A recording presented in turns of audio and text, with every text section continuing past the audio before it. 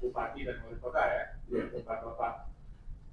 Nah, ada nggak Bapak mengetahui perihal ada tim pasangan calon tertentu itu, dalam hal ini pemohon itu merasa dihalang-halangi, bahkan penyelenggara merasa dihalang-halangi untuk melaksanakan tugas.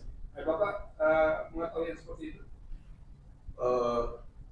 Memang yang kami ketahui di sana adalah masalah Tolikara pada umumnya itu trauma dengan situasi yang mereka hadapi saat pilih di awal tahun kemarin. Dan beberapa bulan kemudian di akhir tahun ini dihadapkan pada agenda penyelenggaraan pilkada serentak. Dan trauma yang dihadapi masyarakat ini, masyarakat muncul sikap tanpa diperintah oleh siapapun, melakukan penghalangan di mana-mana. Seperti halnya disampaikan oleh pemohon tadi. Ya. Kenapa demikian? Karena di awal tahun kemarin penyelenggara kabur migrasi di kabupaten tetangga, bahkan ke provinsi tetangga, tidak jalankan berenang di kabupaten Tolikara. Itu terjadi. Ya. Jadi penghalangan itu ada ya, tapi bukan maksud untuk menghalangi penyelenggaraan. Sebenarnya untuk mencegah kaburnya penyelenggara. Oh, oke. Iya. Supaya penyelenggara jangan lari ke daerah tetangga begitu. Sangat. Karena baru awal tahun kemarin, ya, penyelenggara kabur, mungkin sebagai media atau berita kabur ke kabupaten tetangga, wilayah konsentrasinya kabupaten lain tetangga, dan migrasi dan itu kabur lagi ke provinsi tetangga. Inilah buat masalah trauma. Ya. Di akhir tahun kita menyelenggarakan pilkada, ini menimbulkan kekhawatiran begitu luar biasa pada masyarakat. Reaksi masyarakat seperti yang disampaikan oleh saksi pemohon tadi. Oke. Nah, ini kan kalau Tolikara kan kombinasi ya, Pak Widen. Ya. Ada yang sistem nasional dan ada yang sistem noken ya, kalau di Tolikara itu. Ya. Tadi dari catatan saya itu 12 TPS itu sistem nasional, kemudian sisanya sistem noken. Nah, apa yang Bapak bisa jelaskan ke kami, yang Bapak lihat ya, dengan perbedaan sistem ini dalam kaitannya dengan protes-protes yang tadi yang Bapak manai, ini bukan menghalang, tapi menghalangi mereka jangan keluar. Masuk boleh, keluar jangan gitu, lari ke tempat lain. Kemarin dalam rangka lakukan sipil dalam penyelenggara, kerja dalam hal ini seperti kabur. Ya. Itu dan bahkan 6 distrik dihanguskan.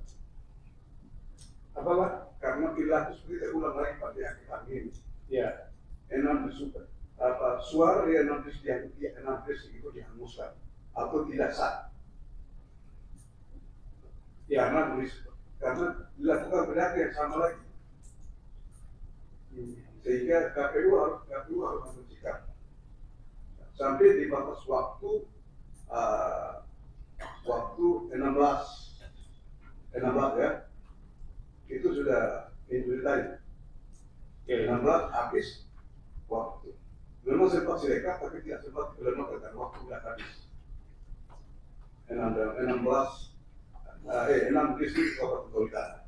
Tapi untuk suara provinsi masuk, untuk kabupaten tidak. Kenapa tidak? Karena memang kami di sana 4 calon, semua kami anak daerah. Untuk bupati Pak ya? Ya untuk bupati. Itu bupati sudah selesai tadi? Iya, sudah selesai. Tapi kita pelantikan ke bupati. Iya, tanggal 20 ya? Iya. Oke Pak. Tapi kalau untuk provinsi masuk, kenapa? Karena Jontabo ini adalah tokoh gereja, tokoh masyarakat, dan juga tokoh pionir pembangunan di Papua. Karena Papua dari Papua Pegunungan pada khususnya. Dia benar pengaruh di sana. Sehingga memang dari awal kampanye hanya 2. Beliau dapat jadwal kampanye di Kabupaten Tolikara di 2 tempat, di Ibu Kabupaten dan juga di Okolini. Dalam penyelenggaraan kampanye itu masyarakat inisiatif semua tokoh masyarakat, tokoh agama, tokoh adat, tokoh perempuan, tokoh datang buat MOU penandatangan suara harga mati untuk Dr. John Tabo sebagai gubernur Papua Pegunungan. Dan itu sehingga suara terlihat sudah dikunci dengan sistem noken itu. Dan kan di yang sistem nasional itu pun suaranya nol ya lawannya Pak ya. Iya. Ada lagi yang mau disampaikan Pak Wian? Iya. PSU itu pun sama. Iya.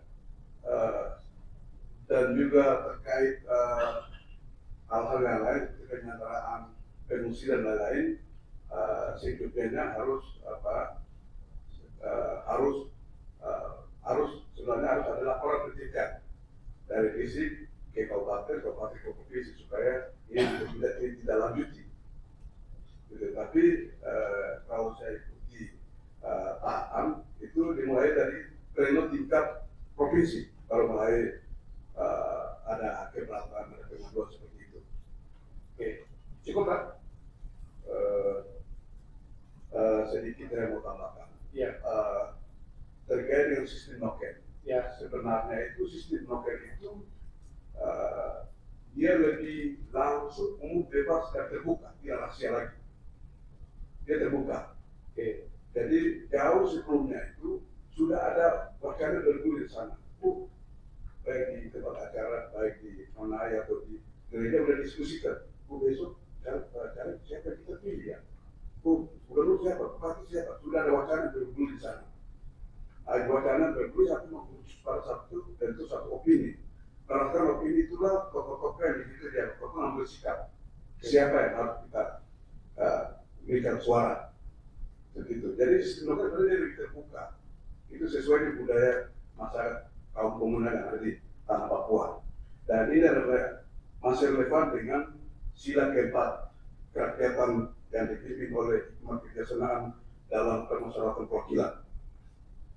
Dan sila ini masih ada hanya di tanah Papua. Dan sementara di Nusantara lain ini sudah tidak lagi relevan dengan sila keempat ini, tapi sudah contoh kepada budaya kultur modern, budaya individual sangat disuntik di mana. Sementara di tanah Papua, 4 provinsi masih kental dengan budaya komunal, yaitu sistem noken. Dia lebih terbuka. Jadi orang bisa saksikan bahwa siapa suara banyak, siapa suara sedikit, siapa suara nol. Bisa disaksikan oleh seluruh masyarakat yang ada di sana. Tapi kalau rahasia, tidak tahu itu suara siapa ada di situ. Maka penyelenggara bisa otak-atik. Yang nggak ada suara bisa jadi ada. Seperti itu. Jadi hemat kami, sistem noken masih ada relevan dengan sila keempat. Karena itu kami harap supaya MK juga bisa lakukan kajian ini lebih dalam lagi untuk ke depan. Sekian, terima kasih. Nanti kita bilang sama Kementerian Dalam Negeri, karena mereka yang bisa undang-undang. Kalau kita ini sendiri cuma menguji aja Pak, datang kita uji gitu. Terus atau tidak. Terima kasih Pak Wilen. Ini langsung umum bebas terbuka, jadi luber bukan luber. Bukan.